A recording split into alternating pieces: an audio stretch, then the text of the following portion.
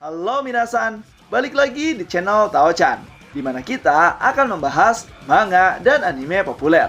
Tapi sebelum itu, silakan minasan klik tombol subscribe dan nyalakan lonceng notifikasi agar minasan tidak ketinggalan info terbaru dari Sensei. Bila sudah, mari kita berangkat dan tancap gas!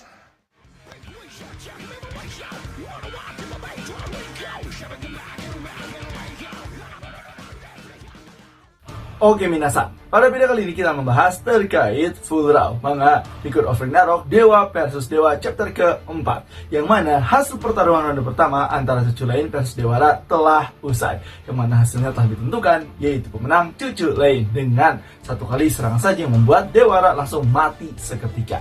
Tidak akan seberapakah kisahnya di video kali ini? So tanpa basa-basi lagi minasan, langsung saja kita gas ke pembahasannya.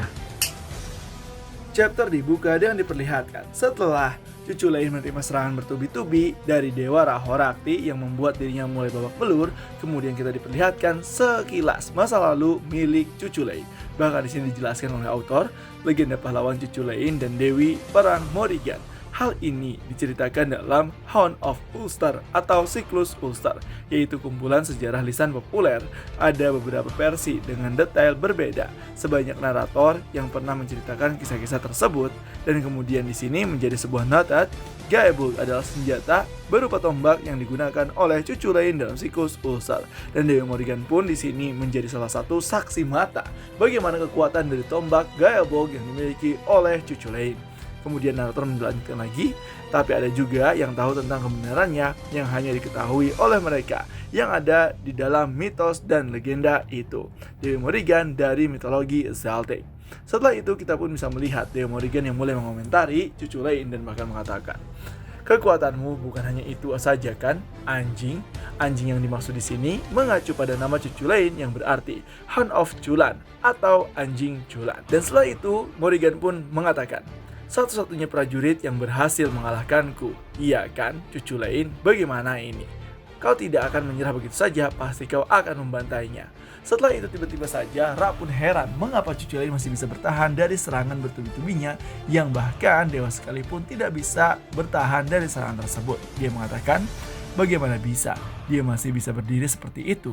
Serangan pamungkas yang telah kuberikan padanya seharusnya lebih dari yang bisa ditanggung oleh pikiran dan tubuhnya. Seharusnya aku sudah mengalahkannya sekarang. Namun pikirannya bukan sekedar anggapan belaka. Ini adalah kebenaran objektif murni yang seharusnya dimiliki oleh seorang prajurit elit. Kemudian setelah itu tiba-tiba saja Dewara merasakan sesuatu yang berbahaya dalam dirinya, yang mana dia merasakan ada sebuah cakar iblis yang menggerayanginya di hadapan mata. Dewara saat merasakan hal tersebut langsung kaget dan mengatakan, apa yang terjadi sebenarnya? Lalu Cucu Lain pun mengatakan, Rahorakti yakin bahwa fenomena ini tidak diragukan lagi, ada sesuatu di dalam tubuh Cucu Lain, kekuatan ilahinya. Yang mana di sini kita bisa melihat bahwa Cucu Lain berubah ke mode iblis dan melemparkan sebuah senjata kepada Dewara. Bahkan di sini dijelaskan, setelah itu serangan balik yang bahkan tidak sampai berlangsung 5 detik, pemenangnya telah ditentukan. Kemudian saat itu kita bisa melihat Cucu Lain yang akan mulai menyerang Dewara dan mengcounter serangan dari Dewara dan membalasnya. Bahkan dijelaskan, benda itu akhirnya telah dilemparkan oleh Cucu Lain. Semua orang pun yang melihat kejadian tersebut sangat terkaget, bahkan Dewa Zeus. Kemudian ada Sun Wukong, kemudian ada Neza dan juga Suzaku. Kemudian Dewi Morrigan yang memperhatikan tersebut, betapa luar biasanya kekuatan milik Cucu Lain. Di sini dijelaskan oleh autor, dalam cerita apapun dan siapapun naratornya yang menceritakan Siklus Ulster, selalu ada kesamaan tentang ceritanya, yaitu tombak terkutuk yang selalu mengenai dan membunuh sasarannya. Bisa juga dikatakan sebagai tombak terkutuk sempurna yang mematikan, yaitu tombak Gaebul milik Cucu Lain, senjata suci yang bahkan ribuan prajurit pun bisa dikalahkan dengan satu kali serangan oleh Cucu Lain. Dewara pun yang melihat hal tersebut merasakan bahaya yang sangat-sangat luar biasa. Bahkan di sini dia mengatakan, Hanya dalam sekejap sebelum benda itu dilemparkan, keputusan yang diambil oleh Dewara Horakti adalah untuk melepaskan kekuatan maksimumnya. Namun tiba-tiba saja Dewara langsung menghindarinya, dan bahkan ini merupakan keputusan yang sangat tepat. Benda itu memiliki kekuatan yang mustahil untuk dipertahankan, jadi lebih baik menghindar saja.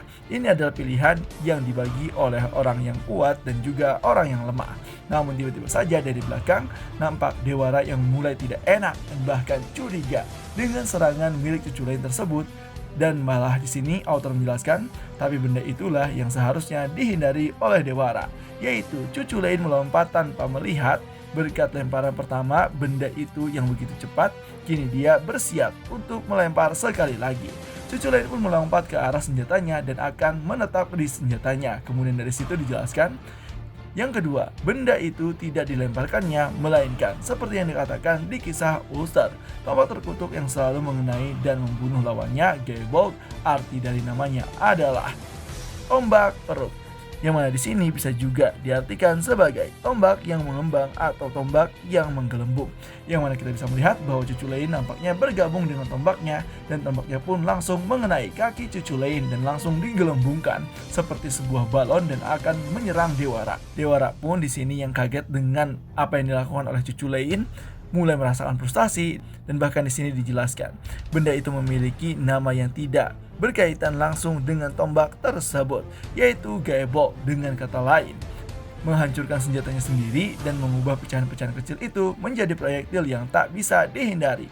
Dan nampak beberapa juta bahkan ribuan tombak yang dilancarkan oleh cucu lain melalui tombak Gaebold tersebut mulai terproyeksikan dan bahkan diserangkan kepada Dewara Horakti. Cucu lain pun langsung menendangnya dan melesat secepat kilat. Dan bahkan narator mengatakan, ini adalah nama teknik pamungkas yang dimiliki oleh demigod cucu lain, yaitu serangan tombak bertubi-tubi.